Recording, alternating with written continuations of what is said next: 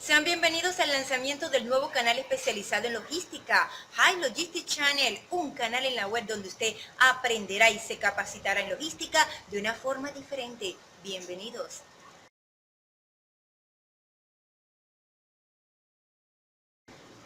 High Logistics Channel, la logística a tu alcance.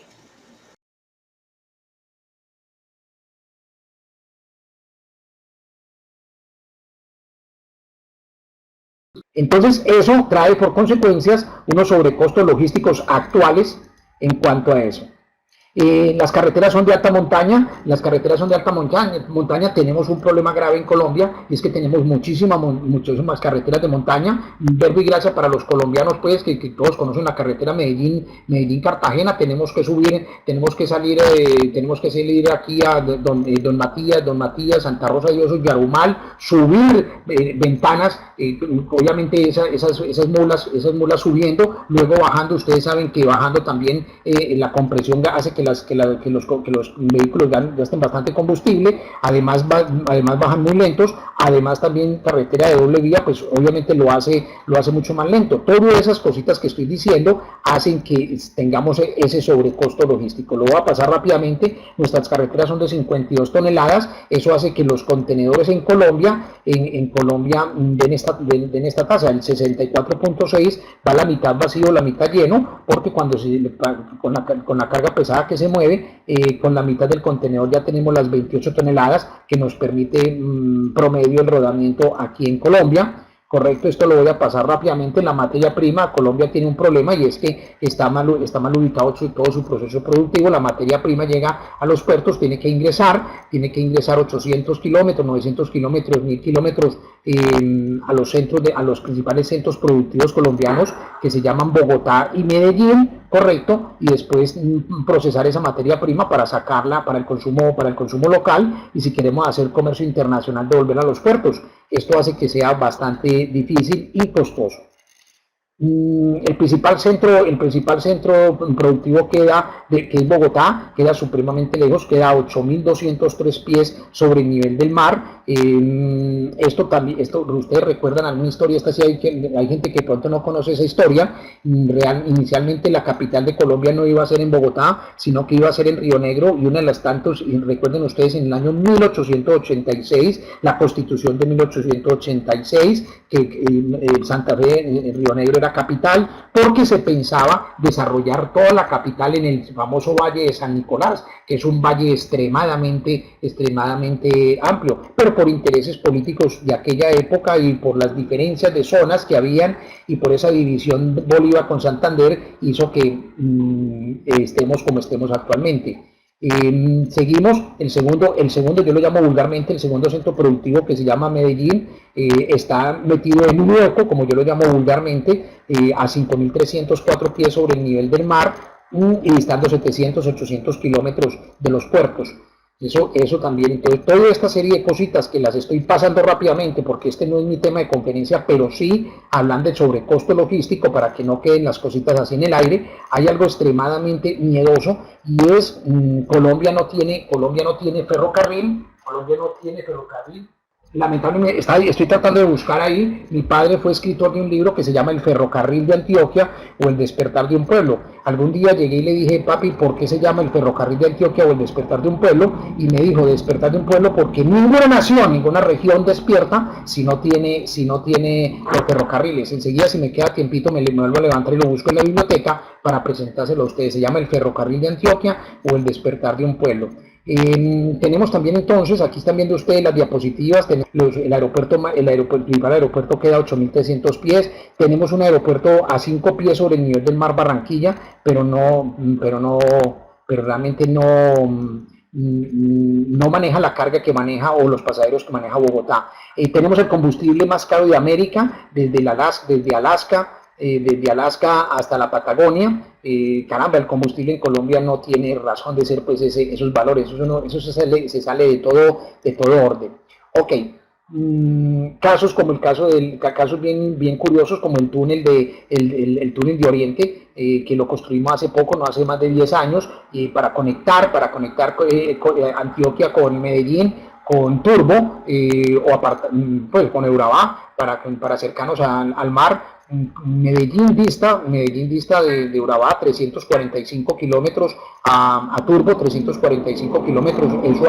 Eso hace una diferencia muy grande contra Cartagena, que está a 700 y pucha de kilómetros, pero tenemos un túnel que no caben los tractomulas con sus debidos contenedores. Toda esa serie de cosas hace que esta es mundial en un tramo de tráfico internacional, como es el caso de Cartagena. Cartagena-Medellín. En ninguna parte del mundo usted encuentra una carretera de 700 kilómetros con 11 peajes. Eso no lo encuentra usted en ninguna parte del mundo, solamente lo encuentra en Colombia. 700 kilómetros, carretera de tráfico internacional, de mercancías, comunicando una ciudad principal con un puerto principal como es Medellín, Cartagena. Tener 11 peajes, eso no cabe en la mente a nadie para que haya un desarrollo. Entonces aquí vamos. Entonces, por lo anterior, aquí vamos ya a entrar en materia. Por lo anterior concluimos, estamos sobrecosteados, un 66%. Además, los empresarios son muy bajos en el conocimiento de la logística, sumado a los problemas de infraestructura del país. Por lo anterior, uno de los mejores negocios se denomina la logística. Entonces, es aquí donde los chinos, y en especial los coreanos, se dieron cuenta del potencial que significaba el tema de la logística, y empezaron entonces a desarrollar una cantidad de procesos y una cantidad de cosas supremamente interesantes para poder llevar a cabo el desarrollo que actualmente tenemos. Entonces, ojo que aquí voy a entrar en materia de cierre, para hilar todos esos comentarios que yo hice al principio, hilarlo de Colombia para hilarlo con el tema de China. Primero, China, como les decía ahora, China fue un país que estaba extremadamente pobre durante todo el desarrollo, muerte de Mao Zedong. Cuando murió Mao Zedong, al otro día fue que empezó la transformación política, social y económica de China.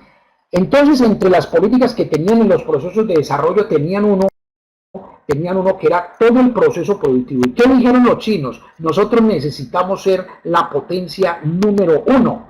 Entonces, ¿cómo vamos a ser la potencia número 1? Ya no van a ser con armas, ni van a ser con guerras, ni van a ser con bombas atómicas. Va a haber una guerra comercial. Entonces, necesitamos apoderarnos. El mundo tiene 7.300 millones de habitantes, dijeron ellos a tiempo de hoy, porque en aquella época eran menos de 7.300 millones, 105 millones de habitantes. Nuestro gran competidor India tiene 1.084 millones de habitantes. Es imposible que nosotros, siendo ese número de habitantes, espacio territorial, y teniendo este modelo político que nos permita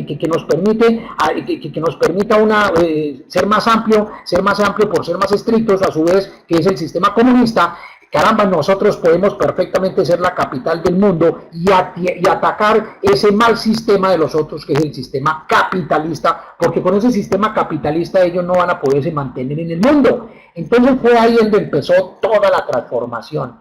Pero resulta que para toda esa transformación, ¿ellos qué hicieron? Ellos abrieron su país para recibir la inversión de capital, sino de conocimiento. Y uno de los principales sectores cuando empezó la transformación política, social y económica de China fueron todos los procesos logísticos, porque estaban en cero, bajo cero en el tema. Entonces uno se pregunta, ¿pero qué hicieron los chinos? Como también voy a decir ahora, ¿qué hicieron entonces los coreanos? Los chinos dijeron, ¿qué hacemos? Pues estamos en cero. Entonces, ¿qué tenemos que hacer? Tenemos que empezar a desarrollar procesos desde el principio con lo que nosotros realmente tenemos y podemos ser eficientes.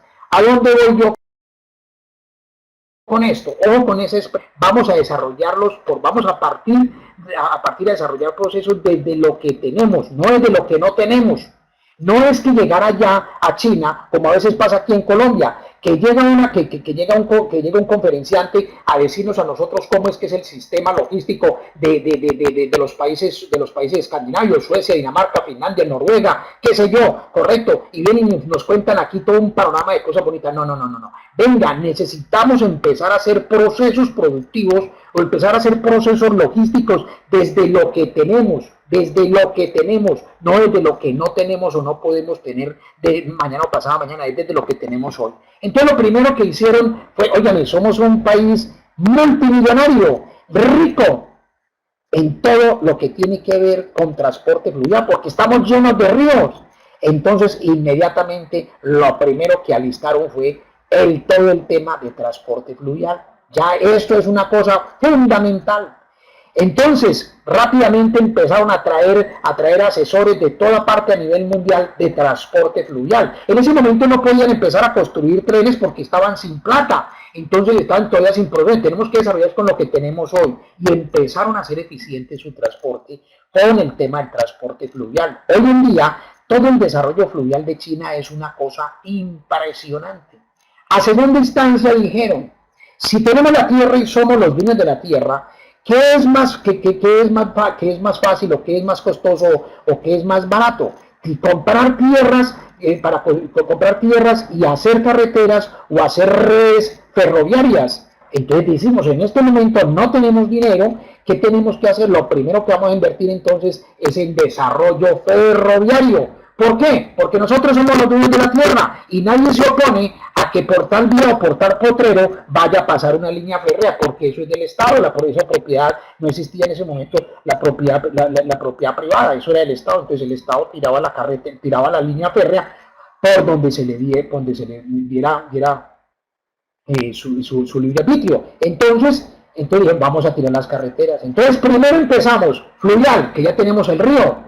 Ya el río nos lleva de un lugar a otro. ¿Qué hacemos? Óigame, ¿qué vamos a hacer? Vamos a desarrollar entonces el sistema de trenes, porque nos es más barato que construir carreteras. Y además, ¿cuántos vehículos necesitamos, cuántos camiones necesitamos para mover tantas toneladas de mercancía? Pues lo movemos más rápido, más eficiente y más barato por trenes. Entonces, segunda instancia, trenes. Entonces, ¿a dónde voy a interrelacionar esto que estamos viendo en nuestros países y en nosotros? Que nosotros tenemos aquí cosas, pero no las sabemos desarrollar. Si nos preguntamos por el tema del río Magdalena, desde que yo ingresé a la Marina en el año 1977, todos los años he visto programas nuevos de estudio de factibilidad del transporte fluvial en Colombia con respecto al río Magdalena. Eso le han metido más plantas en estudio que en dragado, con eso les digo todo. Entonces siempre se ha hablado de eso y siempre todo gobierno de turno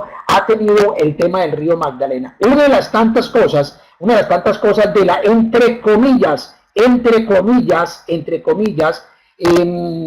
mejores para los políticos es el tema del río Magdalena, porque es que usted con el río Magdalena puede justificar cientos de miles de millones de pesos para corrupción, porque eso no se ve, eso no se puede cuantificar. Es muy difícil la cuantificación de la plata que se le mete a un río en dragados, eso es muy difícil de cuantificar. Entonces dragaron tantos cientos y miles de toneladas a tanto precio, ¿y quién dice que no? Entonces es una cosa que lo han utilizado en muchos gobiernos, lo han utilizado como una caja menor permanente de corrupción. Estudies en todas esas figuras del río Magdalena para que ustedes vean eso. Ahora, sé que en este momento se están haciendo unos trabajos serios por compañías serias y lo están desarrollando, pues bienvenido sea. Ojalá que los que están ahora sí verdaderamente hagan una cosa. Pero estoy hablando desde el año 1977 que soy testigo presencial, caramba, la cantidad de cosas que han hecho con ese río y no hemos verdaderamente podido desarrollar nada. Hay una característica que divide todo el país, pero aquel país que está dentro del sector productivo, llámese desde el sector desde los departamentos de la costa a los departamentos del centro, cítese Cundinamarca y Antioquia, con punto otra vez a la derecha y a la izquierda, es decir, venimos con el río Magdalena, venimos bajando con el río Magdalena y llegamos a la Dorada, mano izquierda, vamos para Bogotá, Dorada, mano izquierda y vamos para Antioquia, o sea que es un río que nos parte todo el país, es una gran autopista que no hemos sabido manejar. Y vea que los chinos vienen de la miseria, inmediatamente empiezan a demostrar, a desarrollar sus ríos. Entonces, queriéndolo decir, señores, que nosotros nos tenemos que preocupar es de desarrollar las cosas que nosotros tenemos. Por ejemplo, cada rato se habla de eso que yo acabé de hablar ahora, que es que los centros, que los principales productivos quedan en Medellín y en Bogotá, quedan en Medellín y en Bogotá. Pues sí, pero eso no lo vamos a cambiar ahora. Entonces no nos podemos quedar en la retórica de decir que el país está al revés, porque eso no, nosotros por ahora no vamos a ser capaces de cambiar, o los que no está, o lo que en este momento estamos oyendo esta charla y el que le está dictando no va a tener, no vamos a ver eso, de que no nos va a tocar el tiempo de que la capital de Colombia esté en otro lugar. Eso por ahora no nos va a tocar, ni Bogotá lo van a mover para otro lado, ni a Cartagena la van a mover para otro lado. Eso pasará en cientos de años, o eso ya quedará así hasta quién sabe hasta cuándo. Pero entonces lo que tenemos que hacer es no quedarnos en la crítica, sino empezar a desarrollar cosas que nosotros realmente sí tenemos a disposición y a las manos. Hay cosas que son más de diligencia política, de reglamentación, que de infraestructura. Entonces, es queriendo decir que la clave del éxito de China estuvo representado en el tema del desarrollo de los elementos existentes, de los que ellos tenían en ese momento.